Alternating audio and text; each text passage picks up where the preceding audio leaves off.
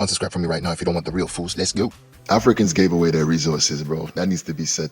Too many people are out here very much confused, very much denying the reality of what happened. But, if you look at it like crypto, if somebody were to give you a crypto long time ago, let's say you had Bitcoin and you were sitting on that and you didn't realize where the game was going to be at later down the line, and then you exchanged all of your crypto in exchange for something that had absolutely no value, like, I don't know, maybe one coin.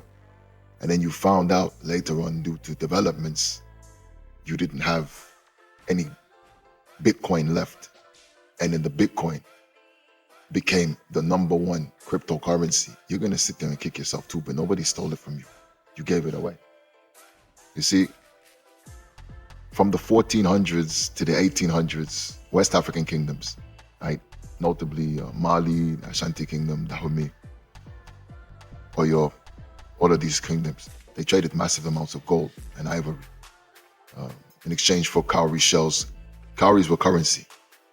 They were imported by the Europeans from the Indian Ocean, and they were importing them by the ton. They would go over there and they would take all of these and then bring them to West Africa and drop them there in exchange for the gold that the West Africans had, because they had way too much gold in West Africa. So, of course, when you have too much of a resource, you take it for granted.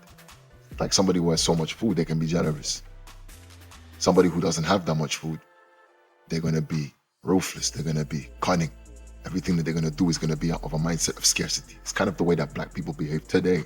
Now that the whites have all of the wealth, you see that the blacks are the ones who are now distrusted because they're the ones who are likely to scam you, supposedly the ones who are likely to rob you at gunpoint, and so on and so forth. And this was something that was happening back in the old days, but in reverse. Cowries were currency. That's just the way that it was. And these shells, these cowrie shells, they signified wealth. That's why you see some West Africans, they'll be wearing that stuff, especially the West African nobility. Especially back in the old days, if you watch pictures, you'll see the cowrie shells hanging around their necks and things like that, But this was well known by the Portuguese, by the Dutch, by the British, whose ships would roll up to Elmina or Ouida, and they would come with barrels of shells. Like one gold ounce was worth 10,000 to 12,000 cowries. I mean, they could pay bride price, you could pay taxes, you could do a whole bunch of stuff with that kind of money, right? But then inflation hit in the 18th century. And one gold ounce was worth 40,000 cowries. You understand what I'm saying? The value of gold became more powerful. Cowries flooded in and then they lost their value, right? That's that inflation. And inflation, it hit West Africa hard. And the Ashanti kings, they had treasures, big resplendent treasures of just cowrie. Now it sounds kind of stupid now, but that was the currency at the time. That's like with the Bitcoin. Understand? You couldn't imagine that the thing that you were trading with was going to lose value, and that the British and the French were going to take over the whole of the world, and then they were going to impose a gold standard. The Germans were going to completely devalue cowries, and then they were going to put gold as the standard, and you were going to be left holding a bunch of shells that were meaningless and had nothing. You understand? Because guess what? Rarity is everything.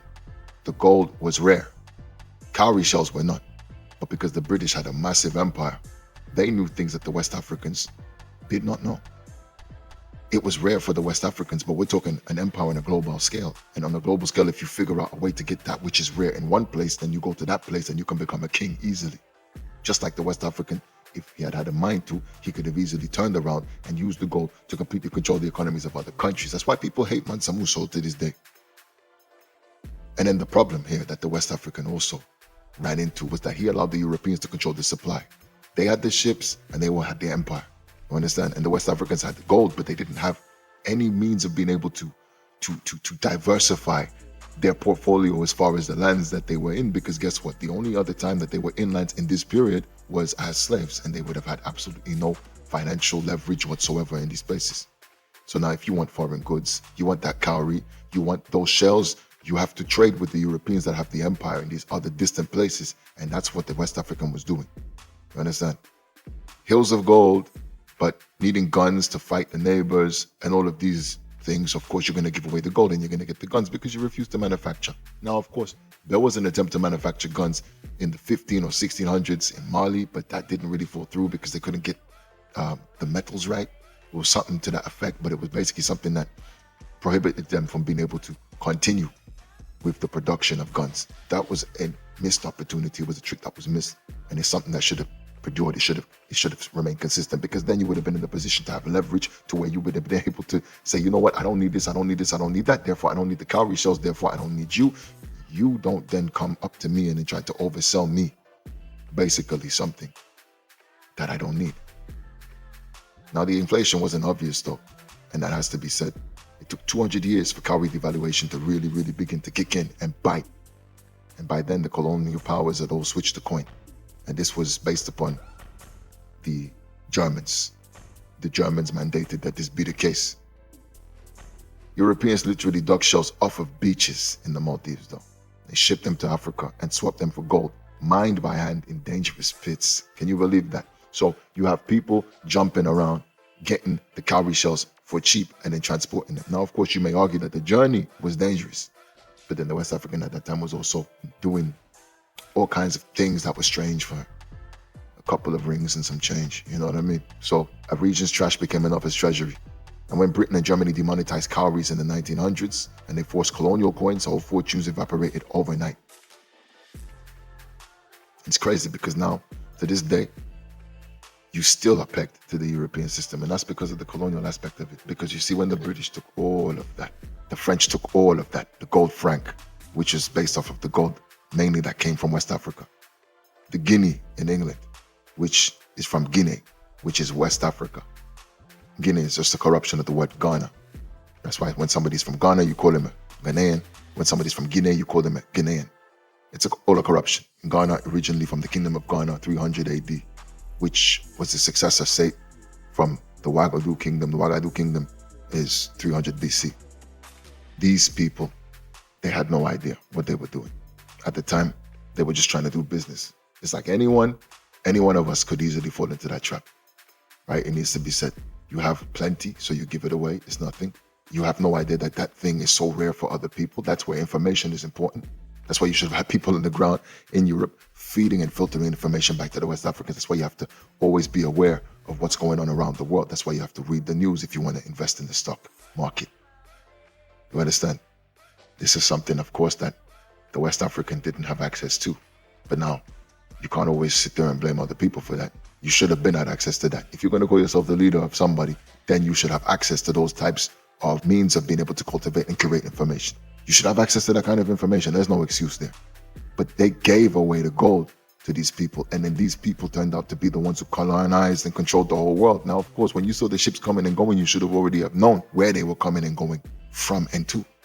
You should have known, and you should have been in a position to say, hey, this guy is going over there. He's going over here. He's going over there. I mean, he's going to the Americas. He's coming from Europe, but he's going to India. This guy's everywhere. You see? He's everywhere. And therefore, it must be inferred and implied that, this guy actually has an empire. He's, as the French say, il fait le grand écart. He's doing the big split. He's got one leg one place, another leg another place. And so therefore, they should have inferred that this was a guy with a lot of reach and that might try to action and push that advantage. And when he does that, he's going to turn around and take everything that we've given him.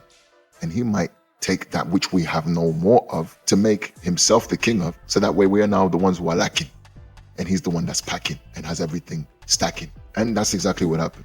And so now, of course, colonialism happens. They get the machine guns and they're able to finally defeat the West Africans in long protracted battles. Of course, the West Africans fought bravely, blah, blah, blah. But in the end, of course, the Europeans, they stuck together as opposed to being divided and conquered as they were being divided and conquered in the initial stages of the war. Check Samurai Toure and all of the Wassoulou fighters that were fighting for the Wassoulou Empire.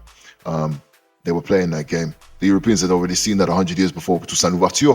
So they were like, nope, we're not going to allow this to happen. And the British can no longer sell machine guns to the West Africans. They can't do that. But then, even then, the West Africans refused to come together with Samurai Toure to go and do the thing. But eventually, everybody ended up having to fight the European in their time. The Ashanti refused to link up with Samurai Toure, but they ended up having to fight the wars against the British. Of course, the whole theory of Yaya Santewa and King Prempeh being taken and finally being forced to the battlefield in 1900. But just 5-10 years before, they were refusing to join with the Mandinka. But now, look, they have to fight their own battle on their own, right? And it's the same in the 1890s battle with Dahomey. If all of them had united and they had been able to catch themselves supply, healthy supply of machine guns, whole story would have happened differently, right? Hindsight is 2020, it's true. But the great switcheroo took place in that all of the resources were willingly taken out of the continent and given to the European. The European, he carried them, went over to Europe, and he was able to stack them there. And then he, having conquered the world, imposed the standard that gold would be the number one traded commodity, or the commodity through which everything else was backed, because it was so rare and it was so durable. You understand? And that is what happened. And of course, colonialism happened, and then the European was able to come in and it continued to extract more. And to this day, some will argue, well, not will argue, I mean, it's actually apparent and evident that he's continuing to extract even more, right? It's crazy. $5 billion a year in gold exported. Before the AES showed up, what percentage of that was going into the pockets of the French? We know that the French were operating a scheme with the Algerians where they were locking off the Kidal zone over there in the north of Mali and not allowing anybody to go in. And then they were taking the oil, and the oil, they were filtering it through Algeria, and the Algerians were taking that oil and then selling it to the French for cheap. So it's like you steal a car and then you sell the car half price. The guy who buys it half price is able to then sell it for an upsell. He's able to upsell it, able to mark it up and then sell it for more expensive. He's making a profit, and the guy who stole it is also making a profit, naturally. The only one losing is the person whose car was stolen. So that's the whole situation. So, this situation in Africa, as far as the stealing came after the colonial era and after the neo-colonial era, that is independence. After independence, the thieving was going on and continuing and going on and continuing. But before, it was a willing West African leadership that traded that, thinking that they were, I mean, I don't know what they were thinking really, because you're giving your slaves, you're giving your captives of war, you're giving your gold. What else are you giving, bro? I mean, how stupid do you have to be? And yes, hindsight is 2020, blah, blah, blah. But at the same time, bro, it's common sense. But I guess you think you're getting a good deal, but then you are local. He is global. Me, if I'm sitting there, I'm wanting to know where this guy who keeps coming here to my house to exchange this stuff, where is he getting the stuff from? This guy's going over there and he's picking it off of the ground, and then he's coming here to get the gold off of me. But I had to work hard to get that gold, even though there's loads of it and it's resplendent. And of course, then the question will be, well, if he loves the gold so much, I wonder how long before he thinks that he can come in here and try to take it from me without me giving the gold willingly and freely. That's the question. And then you got the answer. So anyway, they didn't give it away, so to speak, the West Africans. They ran a monetary system that got hijacked. You can call it that. Yes, it got hijacked. You played the stocks game, your stock depreciated, their stock, which you gave to them, appreciated, and they won and you had none. And then they were able to grab the guns and come in and have fun. And that's crazy. Gold for shells made sense until the shell dealers changed the rules. But now the shell dealers changing the rules, that's crazy. Because the shell dealers should never be the ones in control of the rules. But of course, when you're there in West Africa and you're surrounded by enemies and you're fighting a war for survival, one could easily argue that you don't have the best of heads. But anyway, great switcheroo. That's what I call it. I call it the great switcheroo. It's just a game of, let us say, stocks, a game of crypto, a game of dice that the West Africans lost.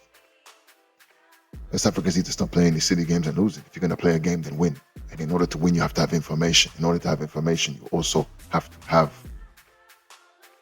filtration systems. Filtration systems that can be trusted. Trusted means of communication. And you also have to have intelligence and education. These things are important anyway. Like, share, subscribe.